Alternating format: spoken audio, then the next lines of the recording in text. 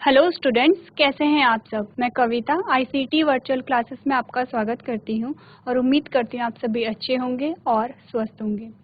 So class हम continue करेंगे chapter number 12 that is biotechnology and its application. इस chapter में हम पढ़ रहे थे कि बायोटेक्नोलॉजी की क्या क्या एप्लीकेशन होती हैं, यानी कि बायोटेक्नोलॉजी का यूज़ कहाँ कहाँ पे होता है, जिसमें कल हमने देखा था कि एग्रीकल्चर में किस प्रकार से हम बायोटेक्नोलॉजी का यूज़ कर सकते हैं। तो ये जो टॉपिक है इसे हम आज कंटिन्यू करेंगे। उससे पहले हम एक क्विक रिवीजन कर लेंगे। तो आइए चलते हैं स्मार्ट बोर्ड की तरफ।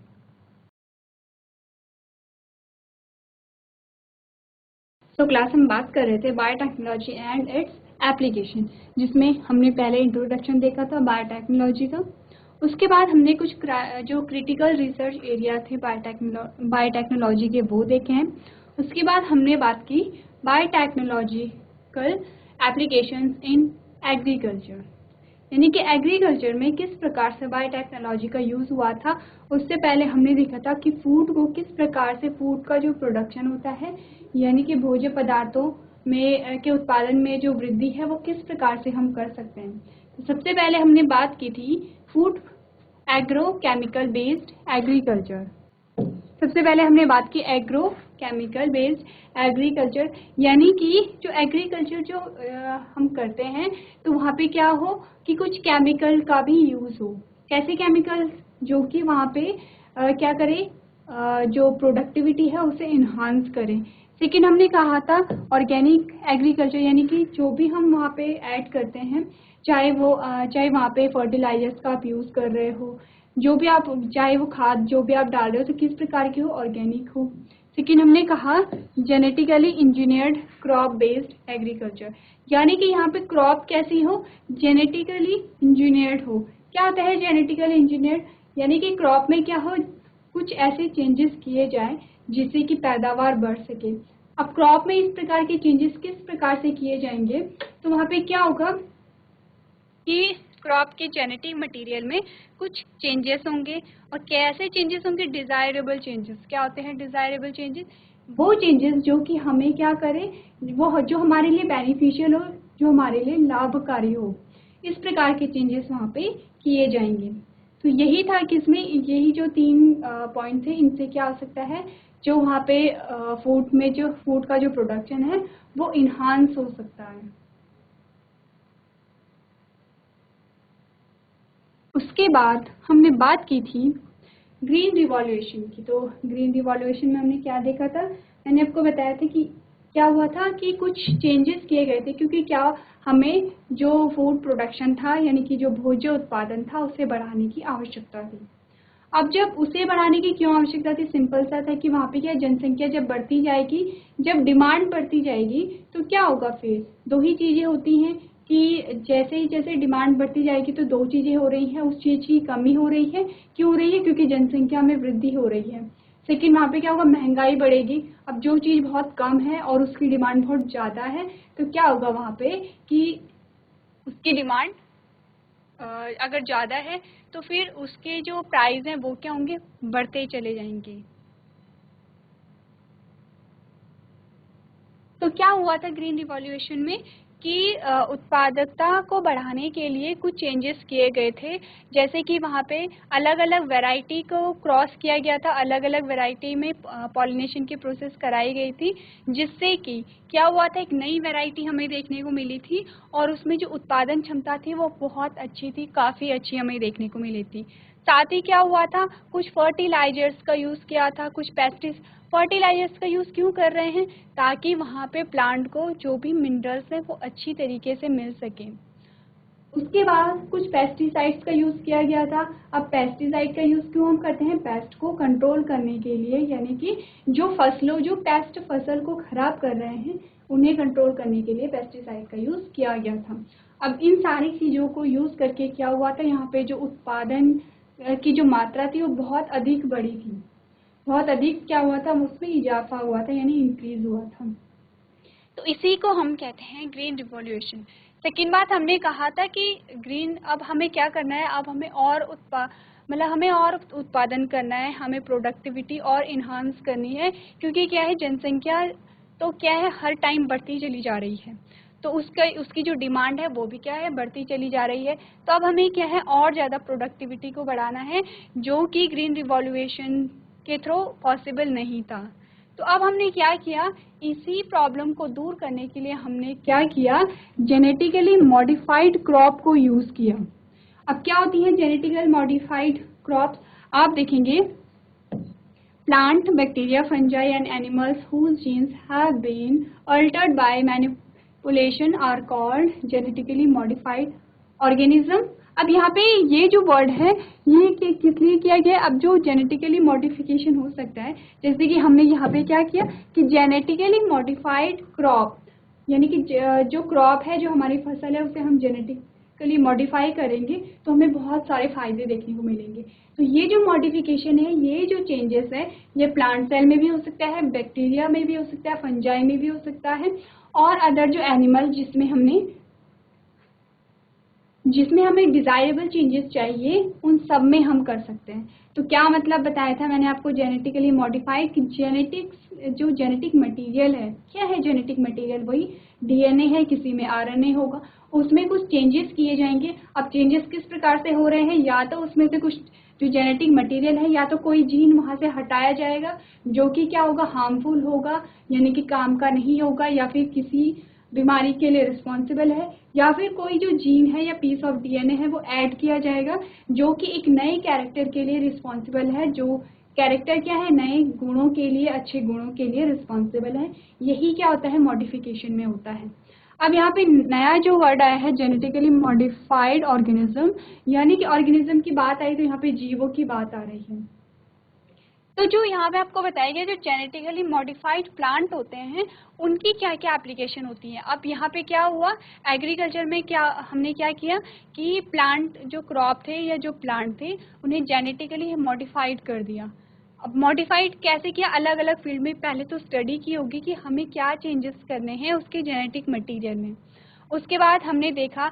तो अब हम क्या करेंगे, एप्लीकेशन यहाँ पे आपको बताई गई है, यानी कि जो लाभ आपको बताए गए हैं कि जो जिस प्लांट को हमने जेनेटिकली मॉडिफाइड किया था उसके क्या क्या लाभ हैं।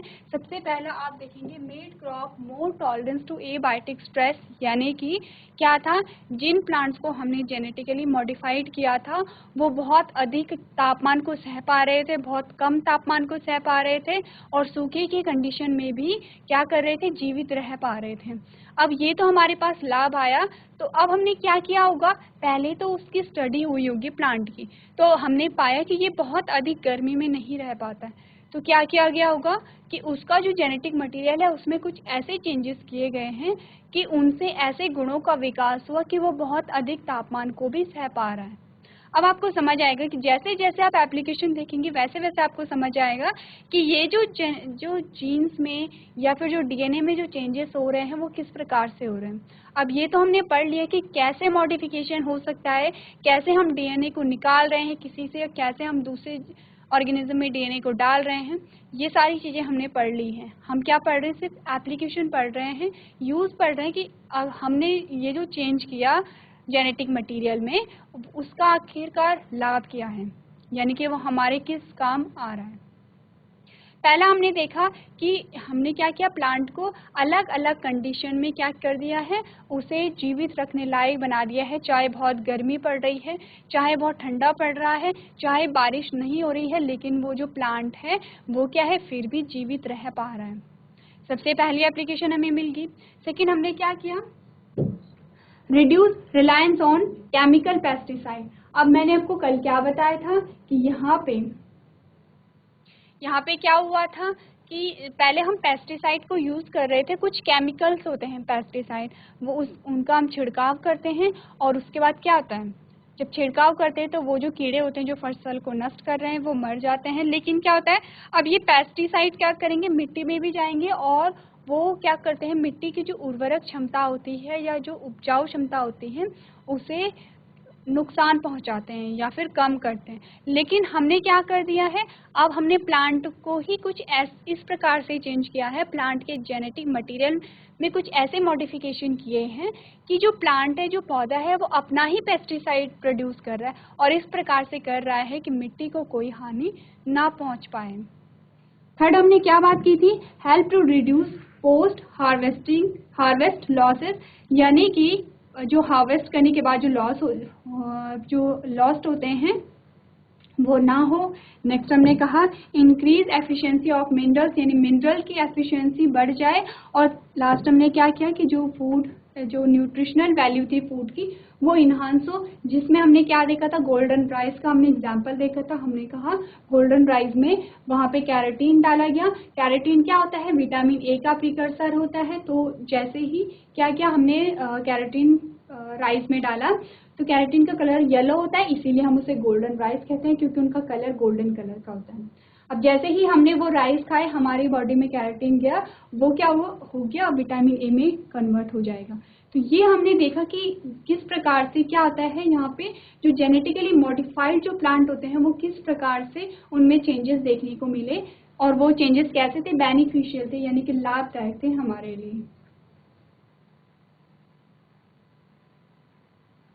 अब नेक्स्ट हमारे पास हेडिंग आती है application of biotechnology in production of pest resistant plant. यही मैंने आपको कल बताया था, हमने यहीं पे छोड़ा था लास्ट में कि जो पेस्ट रेजिस्टेंट प्लांट होते हैं तो कौन से होते हैं ये प्लांट, ये अपना ही पेस्टिसाइड वहाँ पे प्रोड्यूस करते हैं। इनमें क्या होगा, इनमें कुछ चेंजेस होंगे और ये अपना पेस्टिसाइड प्रोड्यूस करेंगे, जिससे कि ये क्या करेंगे, पेस्ट को किल करेंगे। तो क्या होते हैं पेस्ट रेजिस्टेंट प्लांट, जैसे कि नाम ही इंडिकेट कर रहा है कि पेस्ट को रेजिस्टेंट करेगा, यानी रोकेगा, यानी कि फसल को खराब होने से रोकेगा। तो क्या हमने इसमें पढ़ा था, हमने देखा pest resistant plant decrease the amount of pesticide use.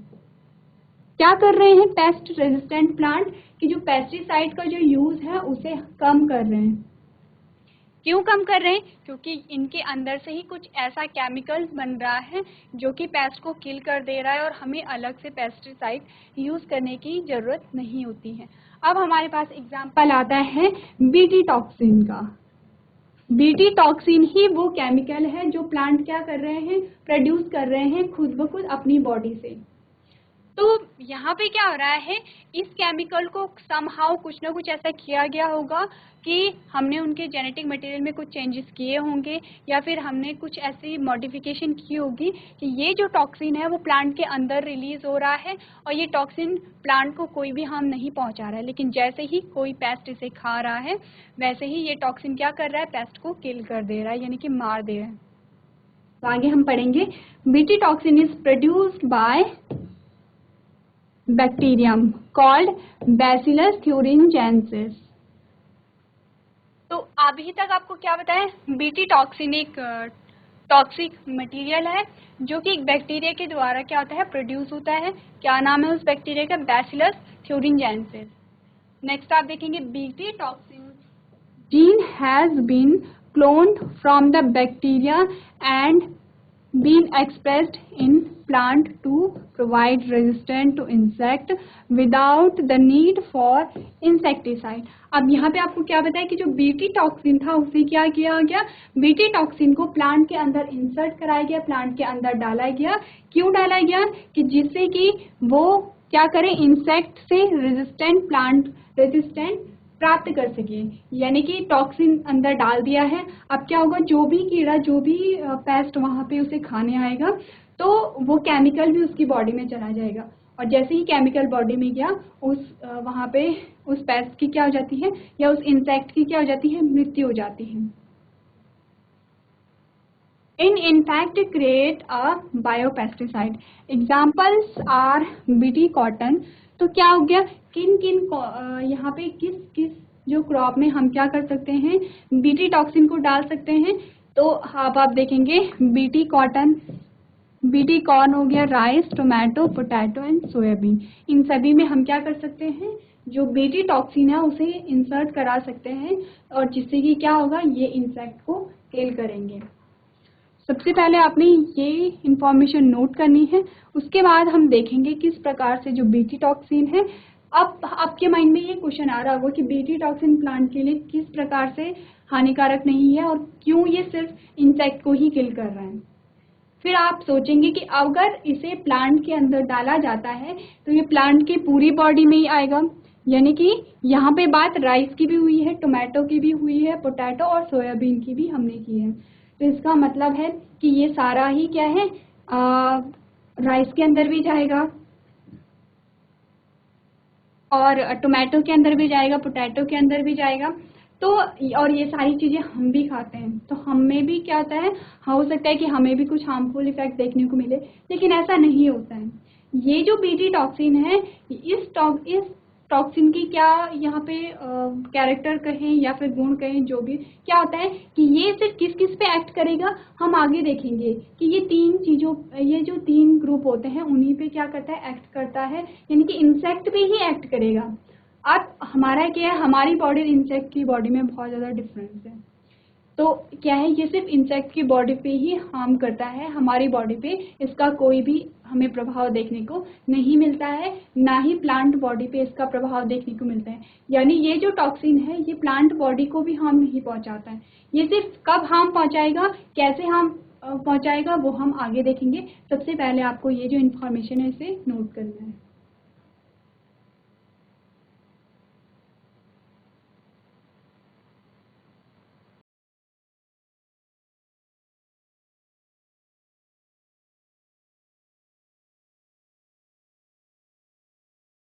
चलिए अब हम देखते हैं कि ये किस प्रकार से कार्य करता है। तो ये पढ़ने से पहले मैं आपको एक जनरल आइडिया दे देती हूँ कि क्या होता है। तो ये जो यहाँ पे हमने पढ़ा था, बैक्टीरिया का नाम पढ़ा था बैसिलस थ्यूरिंजेंसिस। तो यहाँ पे जो बैसिलस थ्यूरिंजेंसिस होता है, इसमें एक प्रोटीन होता है क्राई प्रोटीन, उसे हमने क्या कहा,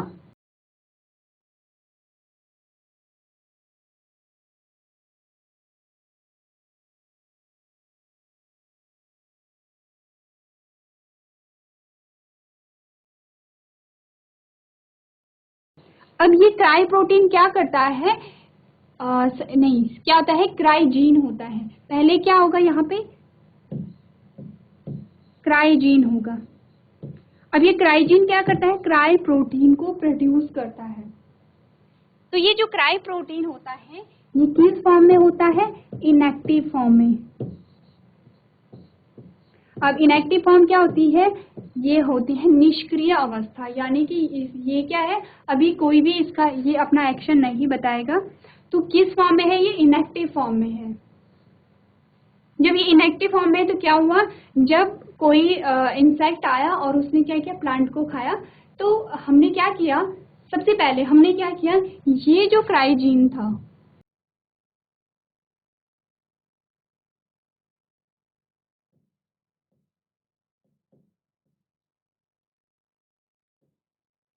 सबसे पहले हमने क्या किया, इस क्रायोजीन को निकाला। कहाँ से निकाला, बैसिलस थ्यूरिंजेंसिस नामक बैक्टीरिया से हमने उसे निकाला और हमने प्लांट सेल के अंदर उसे डाल दिया।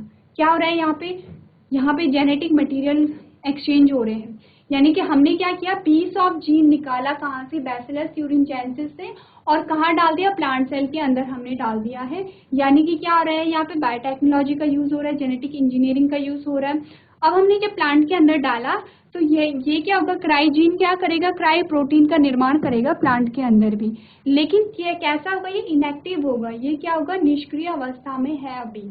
अब जैसे ही कोई इंसेक्ट आया, उसने उस प्लांट को खाया, तो क्या होगा, उसके अंदर क्या जाएगा, यहाँ पे क्राइजीन जाएगा या क्राई प्रोटीन, कुछ भी यहाँ पे चला जाएगा। कि हो सकता है कि क्राइजीन चला जाए या क्राई प्रोटीन चला जाए। अब क्या हुआ, क्राई प्रोटीन जैसे ही मिड गट में जाता है उस इंसेक्ट के, वैसे ही वो क्या हो जाता है, एक्टिव हो जाता है। क्यों एक्टिव हो जाता है, एल्कलाइन पीएच की वजह से हो जाता है। कहाँ पे, मिड गट में। तो मिड गट में कैसा होगा, एल्कलाइन पीएच होता है, और वहां पे ये जो क्राई प्रोटीन है ये एक्टिव हो जाएगा। और जैसे ही ये एक्टिव होता है, ये क्या करता है, जो पेस्ट की मिड गट में छेद करने शुरू कर देता है, और उस वैसे ही क्या उन्हीं छेदों के द्वारा क्या होती है, वो जो वहाँ पे इंसेक्ट है उसकी मृत्यु हो जाती है। तो यही थ्योरी थी उसके पीछे की, जो पेस्ट रेजिस्टेंट प्लांट के पीछे, कि किस प्रकार से ये फंक्शनिंग करते हैं। तो यही हम आगे यहाँ पे पढ़ लेंगे।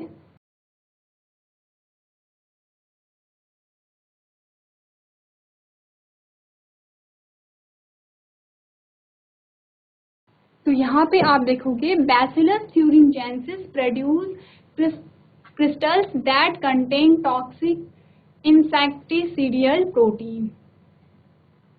यानी कि क्या होता है, यहाँ पे जो बैसिलस thuringiensis होता है वो एक क्रिस्टल प्रोड्यूस करता है जो क्या एक टॉक्सिक को वो कंटेन करता है, यानी कि एक टॉक्सिक उसमें रहता है।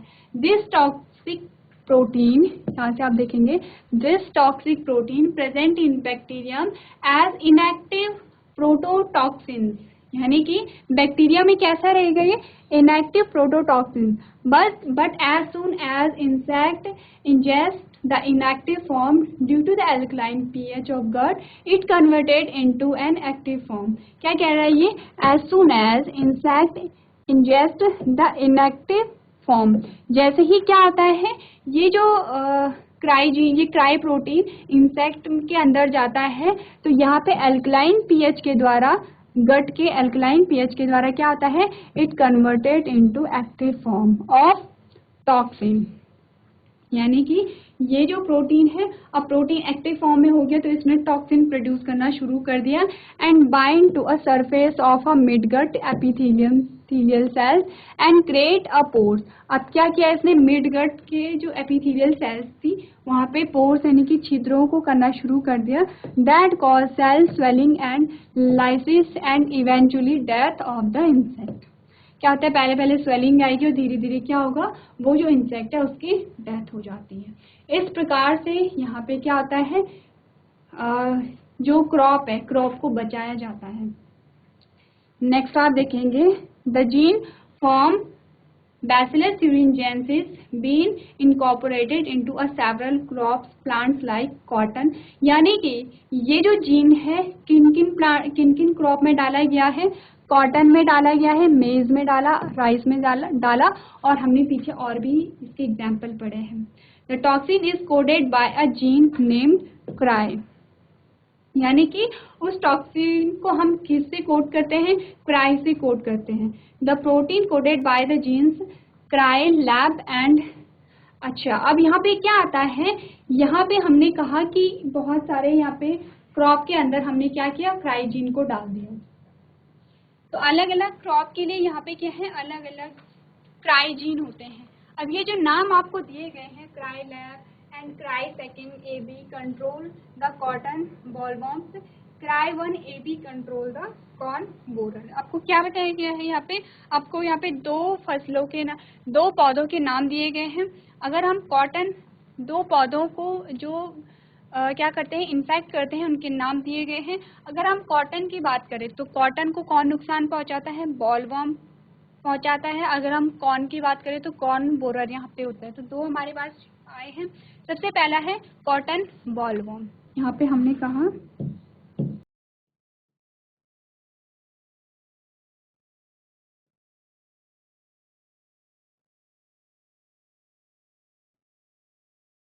तो कॉटन बॉलवर्म के लिए हमने क्या पढ़ा, हमने पढ़ा इसके लिए क्या है, क्राई जीन के दो जीन यहाँ पे पाए जाते हैं।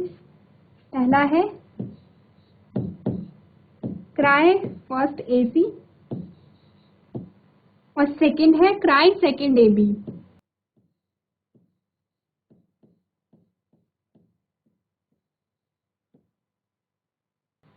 सेकंड हमारे पास आता है कॉर्न बोरर। सेकंड हमारे पास आता है कॉर्न बोरर, इसे मैं शॉर्ट में लिख देती हूँ। तो इसके लिए हमारे पास सिर्फ एक ही जीन आता है, वो है क्राई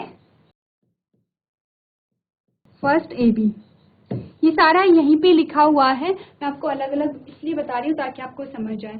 तो क्या होता है, ये इन दोनों के लिए क्या है, अलग अलग जो यहाँ पे क्या दिए गए हैं, अलग अलग जीन दिए गए हैं क्राई प्रोटीन के। तो ये जो इंफॉर्मेशन है इसे आप अपनी कॉपी में नोट कर सकते हैं।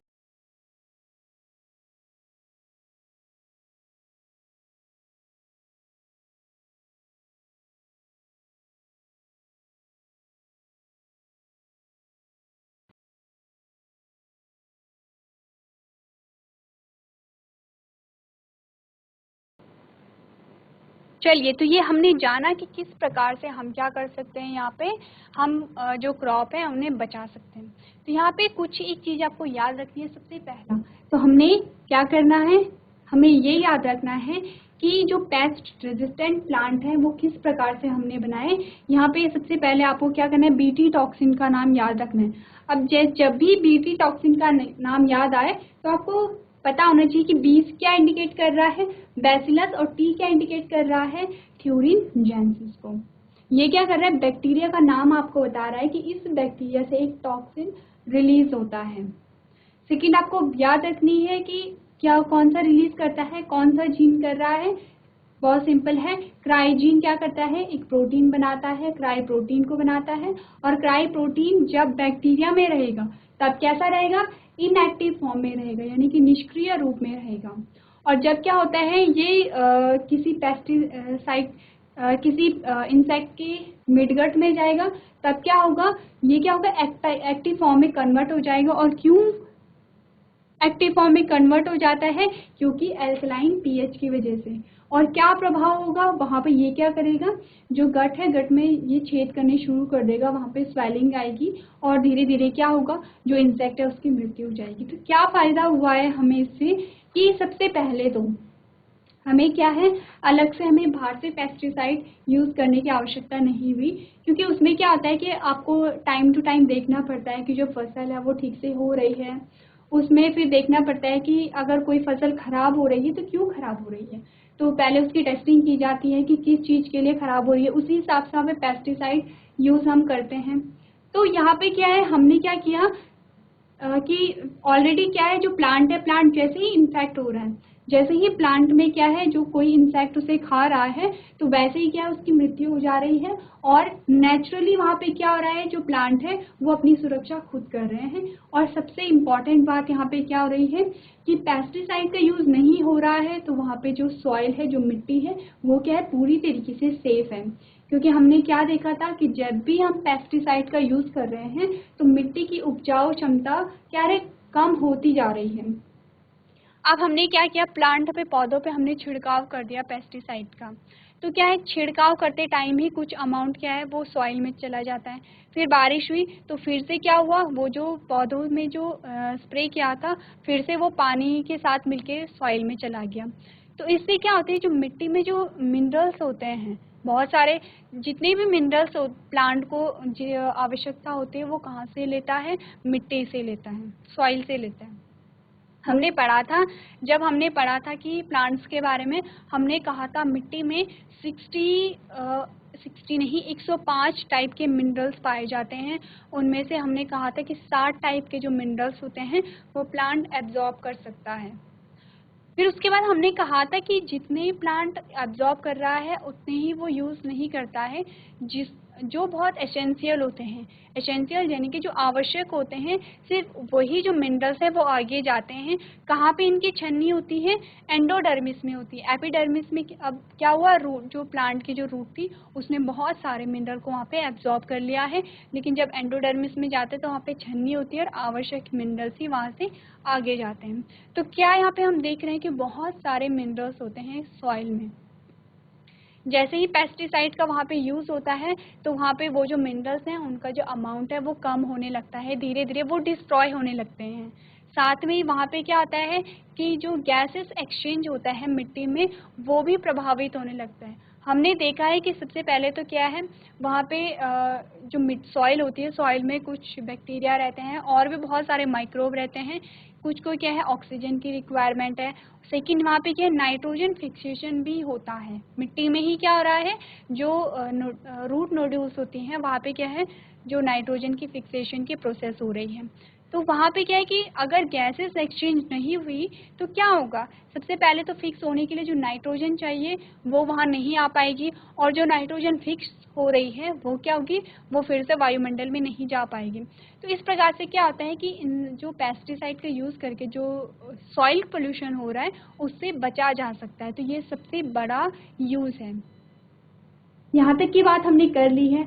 अब हम नेक्स्ट देखेंगे कि ये जो टॉक्सिन है ये किस किस चीज़ पे क्या करता है, फंक्शन करता है, यानी कि कौन कौन से वो पेस्ट होते हैं जिन पे ये वर्क करते हैं। तो नेक्स्ट हमारे पास जो हेडिंग आई है, अब हम देखेंगे बीटी कॉटन। तो बीटी कॉटन में आप देखेंगे bacterium Bacillus thuringiensis produce protein that kill certain insect like, यानी कि आपको यहाँ पे कुछ क्या बताई गई है, कुछ कैटेगरी बताई गई है जिससे कि पता चलेगा ये जो क्राई प्रोटीन है ये किस किस पे वर्क करता है, किस किस पे फंक्शन करता है।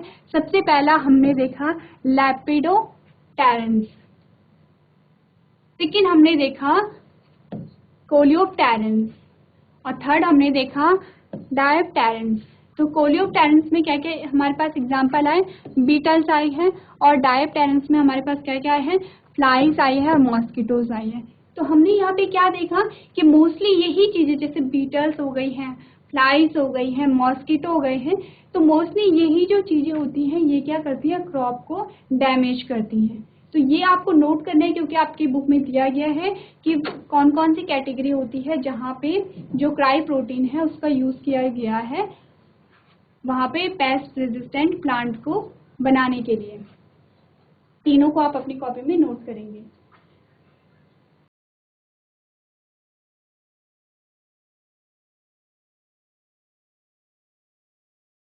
तो यहाँ पे जो पेस्ट रेजिस्टेंट प्लांट का जो निर्माण हुआ है वहाँ पे हमने किसका यूज़ किया है, जो बैक्टीरिया है, बैक्टीरिया के जीन का यूज़ किया है। अब आगे हम कुछ और पेस्ट रेजिस्टेंट प्लांट देखेंगे जहाँ पे हम बात करेंगे डीएनए इंटरफेरेंस की। क्या होता है डीएनए इंटरफेरेंस, नाम इंडिकेट कर रहा है डीएनए इंटरफेरेंस, यानी कि हम डीएनए में कुछ इंटरफेयर करेंगे जिससे कि हम क्या करेंगे, जिससे कि हम बनाएंगे पेस्ट रेजिस्टेंट प्लांट। अब हम क्या कर रहे हैं कि देख रहे हैं कि किस किस चीज़ का वहाँ पे यूज़ हो रहा है। यहाँ पे हमने बैक्टीरिया का यूज़ किया और यहाँ पे जब हम क्या करेंगे, हम देखेंगे कि आपने देखा होगा कि जो टोबैको प्लांट है, टोबैको प्लांट में वहाँ पे क्या होता है कि टोबैको प्लांट को कुछ वहाँ पे हार्मफुल चीज़ें उसे हार्म पहुँचाती हैं। कुछ निमेटोड्स होते हैं जो कि क्या करते हैं, टोबैको प्लांट के रूट में घुस जाते हैं और उसे डैमेज करने लगते हैं। तो उस डैमेज को बचाने के लिए यहाँ पे डीएनए इंटरफेरेंस किया जाता है। किसके डीएनए में इंटरफेरेंस किया जा रहा है, कैसे किया जा रहा है, ये हम पूरी प्रोसेस को देखेंगे। उससे पहले आपने क्या करना है, इसे नोट कर लेना है।